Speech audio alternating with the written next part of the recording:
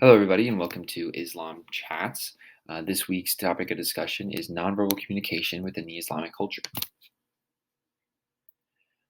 Physical appearance is one of the most important nonverbal codes because it's one of the first things that we recognize about an individual, especially one that comes from a different culture. The most recognizable things that we see are characteristics like height, weight, clothing, gender, facial features, and even smells and body types. One of the trademarks in Islamic culture in terms of physical appearance is the female Muslim look.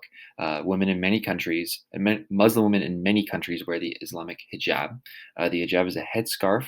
It's a covering that covers their entire body and usually goes above their nose, showing only their eyes, but in some areas goes below their chin, as you see in the graphic to your left. And the hijab is a very important symbol in Islamic culture.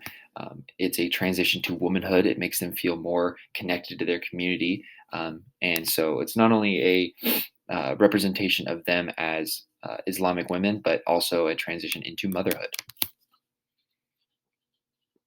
Next up, we have gestures in Islam. One of the most important things in the Islamic gestures are this, the Arab handshake. It's a very trademarked gesture. As you can see in the graphic to your left, long handshakes, grasped elbows, and a walking hand in hand, two by two in males, is common in the Arab world. It's a very sensual, respectful gesture performed by the Arabs.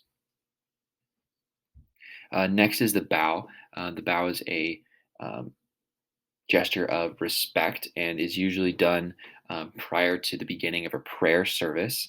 Um, in the prayer, they usually go down onto all fours after bowing as a sign of respect. The prayer position is where the participant is on all fours out of a sign of respect and position of worship towards their God or the higher power. Next up, we have contact and non contact within the Islamic culture.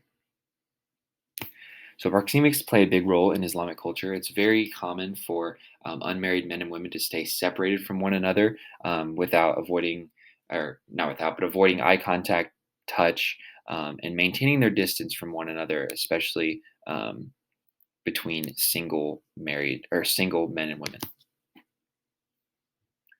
Next up, we have the co-ed interactions. Both men and women say that they don't feel comfortable necessarily being mixed in groups or sitting one another in general.